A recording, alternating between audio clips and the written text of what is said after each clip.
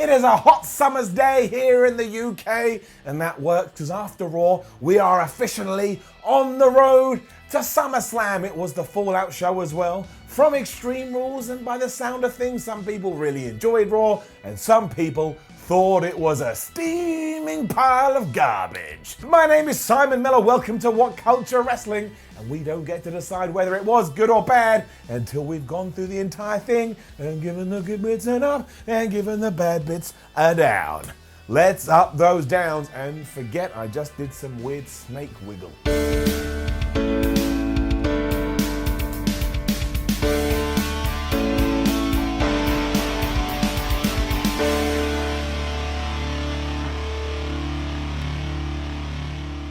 Raw started off with Brock Lesnar and Paul Heyman celebrating their victory at Extreme Rules, and here's the thing, when somebody of Heyman's skill level is allowed to do the whole, it's a 20-minute opening promo on Raw, it works, because again, he got the skills. Giving it up. Not only did he make plenty of wink, wink, nudge, nudge references about the fact that he is in charge now, which he kind of is, if you know all of the stories, he also told the fans to boo themselves for not heeding Paul Heyman's words. All of this was really entertaining, especially when he threatened to fire the production team, I guess because of some kind of production snafu. Anyway, the point of all of this is to determine the number one contender for Brock Lesnar at SummerSlam, and we're going to do that with a main event of a 10-man, multi-brand, cross-promotional, whatever you want to call it, Battle Royal. And half of that was dumb, because everything is cross-banned nowadays, WWE, but it did sound like a very good idea. It was going to be Seth Rollins, Big E, Cesaro, Braun Strowman, Rey Mysterio, which made no sense because he got destroyed by Bobby Lashley last week, so why would he be given a Universal Championship? But Bobby Lashley was in it too. Baron Corbin, Sami Zayn, and Roman Reigns. I also think at one point Heyman said that if you step in the ring with Brock Lesnar, you are putting your penis at risk. I mean, he didn't say that, but he said that your manhood would be at risk. But what else can that mean? You can't lose your manhood. Your manhood isn't a physical thing that you can lose, but you can lose your penis. I mean, if you were going to do that, WWE, you should have done it at Extreme Rules. That's quite the Extreme Rules. Brock Lesnar in a if I beat you, I will rip off your dick match. What were we talking about? Anyway, look, that was that. Paul Heyman was very fun here, and I had one of those moments when I remembered that Brock Lesnar has the easiest job in the world. Because like for the last 5 years, all he's been told to do on Raw is this. Ricochet was out next, and he was teaming with the Usos to take on the Revival, as well as the where the hell have you been, Bobby Roode. And it is Bobby Roode again, because he shaved off his mustache, he's got a beard, and only Robert Roode gets to be called Robert Roode, but he's got the tash. Can you believe it though? It was a 2 out of 3 falls match, and the first fall came within 10 seconds, like it always does, when Ricochet hit a standing shooting star press onto Dawson, and the second fall came around about 1 minute later, when Dawson hit a flapjack on Jay, and what a devastating flapjack that must have been. And you know why we had this stip, and you know why those 2 falls went by as quick as they did?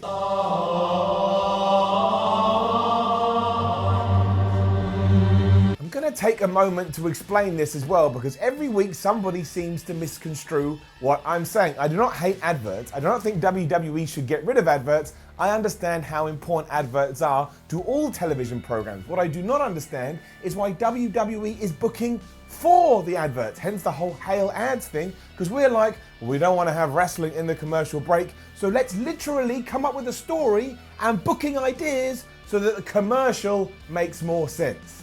That is crazy down. Eventually, Ricochet hit the 630 onto Roode, and that explained why he had been brought back so he could take the loss. And don't get me wrong, the action here was stupendous, but as I said last week or 2 weeks ago, whenever it was, I'm taking a stand against the adverts. So this is what I'm going to do. When you take a stand, you've got to stand by that stand. Also, why did Ricochet team with Usos, and why did Bobby team with the Revival? That didn't make any sense. Naturally, the club came out afterwards to gloat, but as soon as Ricochet saw AJ Styles, he just suicide dived at him like a madman, and it made him look like a badass. Obviously, the numbers game, as it always does, played on him, and soon Styles was phenomenal, forearming him in the face and leaving him lying. I really enjoyed this. I liked the feud. It made Ricochet, like I say, like a bit of a cool kid so you could get behind him, and therefore that little bit can get it up. Can someone please tell me though what the plan is with the Viking Raiders? We cut backstage to them here and they had their backs to camera and they turned around and started going, and then Michael Cole said they love to plunder and take out their opponents. Is that like two different things? And Michael Cole just decided, I'll fill them in on what these two dudes like to do in their extracurricular activities. Also, the definition of plunder. I've got the definition of plunder. To steal goods from a place or person, typically using force in a time of war or civil disorder. I have never seen them do that, and if they do that, it just means they're a bunch of dirty thieves. Just to make this even more bizarre, Eric and Ivar then told us it's not just a name, it's a lifestyle. And I've got more stuff here because it's crazy, because they said, we claim the brutality of our forefathers as a birthright and we will get rid of anyone who gets in the way of our raid. What does that even mean? What raid? I've never seen you raid anybody. And yeah, they then just beat a couple of jobbers. One of the stupidest things to happen in 2019 is Vince McMahon going, I am going to make you literal Vikings.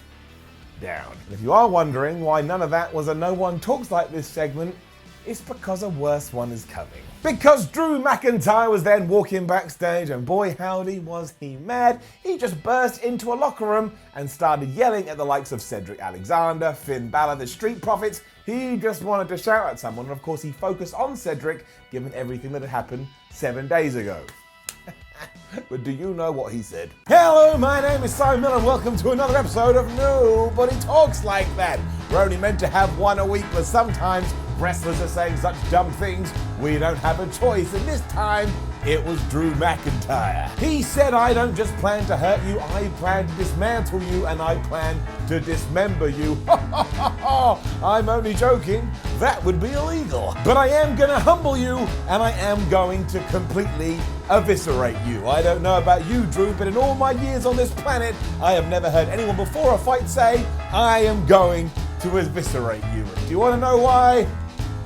Because nobody talks like that. And this did lead to a match, and look, I like Drew McIntyre. I like Drew McIntyre a lot. I think he could be a world champion someday. But as I'm learning, I don't believe WWE feels the same way, and that's cool. It's their company, it's their business. But with that in mind, when Cedric Alexander did use the most devastating finish in all of WWE, the surprise roll-up, and actually got a 1-2-3 over Drew, I was like, all right, after that nonsense last week, Cedric Alexander, for my money, just scored a huge victory. And again, we don't seem to have any plans with Drew, so with all that in mind, I hit my mic. Give it an up. I will take a crazy random new feud right now.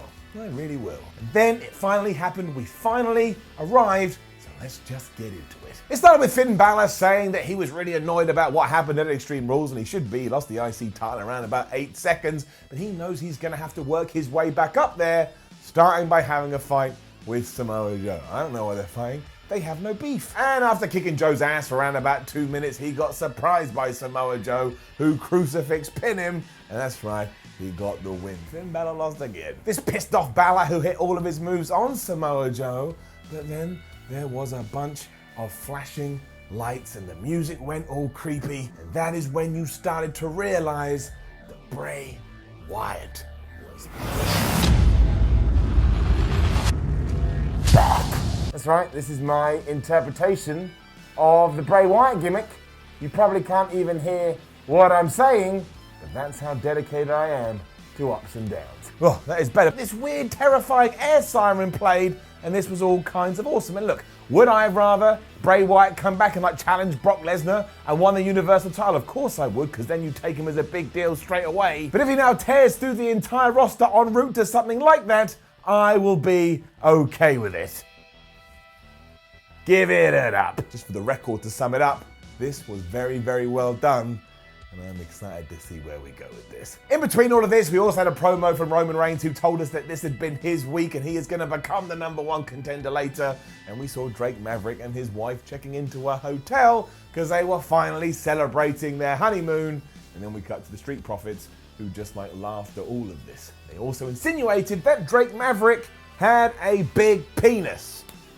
Maybe he does. So I said last week quite sheepishly that I was actually enjoying everything between Maria and Mike Canales.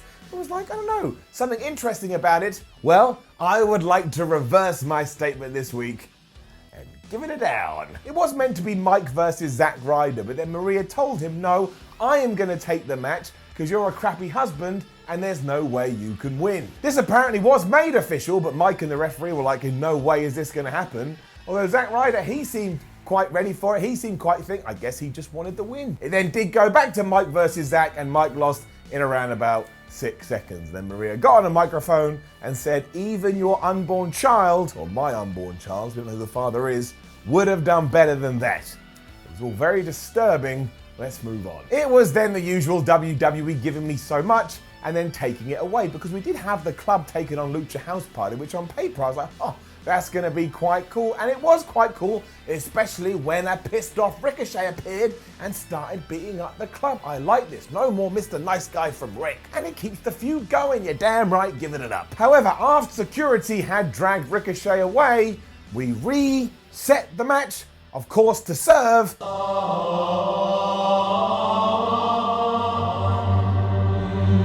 Just don't reset the match. Carry on like we have been doing for the past 67 years. Anyway, eventually AJ Styles made Kalisto tap out to the calf crusher and the club looked really dominant.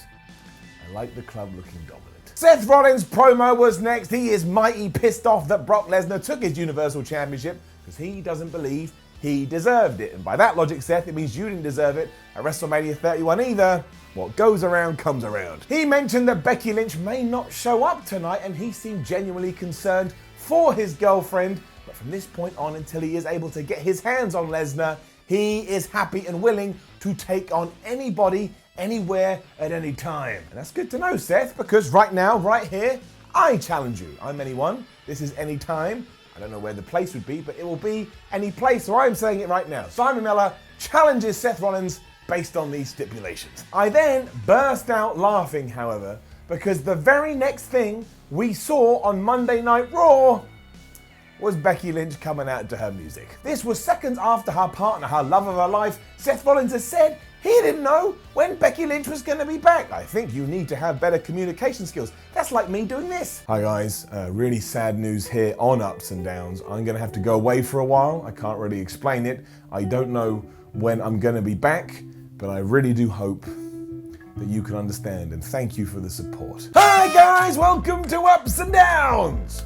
That is ridiculous. Anyway, she was out to watch a 4-way elimination match to see who her new #1 contender would be. It was Naomi versus Carmella versus Alexa Bliss versus Natty. Carmella got rolled up by Alexa Bliss, Natalya rolled up Naomi, and eventually Natalya did get this position by making Alexa tap out to the sharpshooter. The real issue here is that this did go way too long and the crowd turned on it. Now they did turn on it in a way that made me feel a bit uncomfortable. I never want to hear any wrestlers having "this is awful" being shouted at them. But hey ho, that's what happened, and I'm employed to talk about it, and therefore I've talked about it. And of course it was only an elimination match so we could serve the ads, but do you see how this is counterproductive, WWE? Again, maybe the fans could have been more respectful, but they paid their money, they're allowed to do whatever the hell they want. Also, apparently we even had wrestling during the breaks in this one, so it makes no sense, and I do think we just have to address it. You can have your own opinion in the comments, but we were all screaming, give more time to the women, and then here we gave more time to the women, and then went, nope, we don't want it. Now I'll admit, I did think this match went too long, all things considered. Like I say, I'm just throwing out the balls so you can then discuss it. This clearly sent shockwaves through the back as well, because from nowhere, Nikki Cross was on the mic, shouting at the audience, going, you better get behind my friend Alexa Bliss. She's just gone full on heel now for some reason. And afterwards, Natty and Becky had a little bit of a promo off, and Natalya said that Becky Lynch was the B word. I'm not going to say it. You can decide what it was for yourself.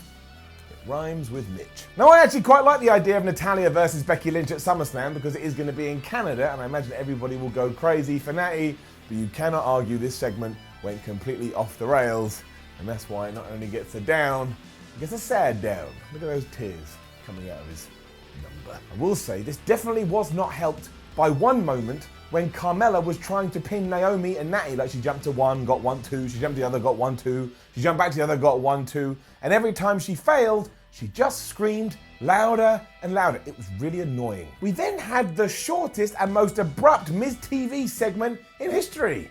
Give it a down. And as they did it so fast, So will I. Dolph had requested to be on this show because he wanted to find out if The Miz had become a company man because he didn't like the fact that Miz had become a company man. What the fudge is that all about? He then said, look, Miz, you may be a company man, but you couldn't even get on the pay-per-view, to which Miz said, well, I'd rather not be on the pay-per-view and lose that 50 seconds like you did. Ziggler then said that Miz only cares about fortune and fame, much like his wife, so the Miz attacked Dolph Ziggler. What? If you just want the headlines, WWE has gone back to Dolph Ziggler versus The Miz because they do not have any other ideas in this respect. The culmination of all the 24/7 title stuff on this evening, however, made me really happy. Give it up. Just as Drake was about to bang, which has been the story up until this point, and he was naked here, other than wearing the 24/7 title, somebody arrived at their room with some room service. Unfortunately, as Drake Maverick noticed, he was a referee, and R-Truth then appeared from nowhere, and after a crossbody onto the bed, that's right, he got the pin, and he is once again your 24/7 champion. What even is that? I don't even care. But what I would like to do for a second is take a step back. Let's pretend that wrestling is real, and that's the idea of kayfabe. If this ever happened to you in reality, you would never have sex again because you would be absolutely terrified. And then it was our main event, and it was great, and it felt like a proper big deal as opposed to a fake big deal.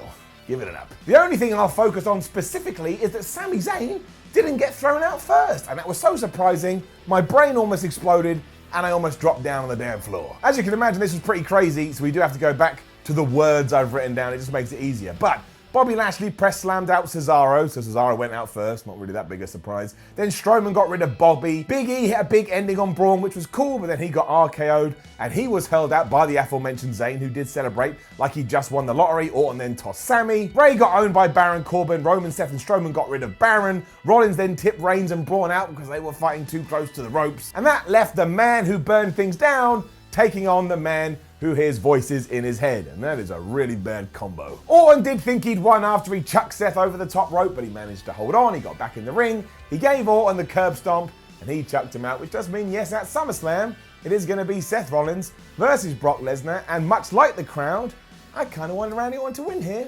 Don't know what it was. It was like, I think it'd be quite fun. Also, given that Heyman and Brock Lesnar were at ringside for all of this, they all yelled at each other in the mic as the credits started to come on the screen, and Lesnar pretended he was going to get in there and hit Seth Rollins with a steel chair, but he didn't. So I'm not 100% sure how I feel about seeing Seth versus Brock again, but let's all be positive Pete. At least this was a fun episode of Raw, and also one final up because Shane McMahon wasn't on the entire show.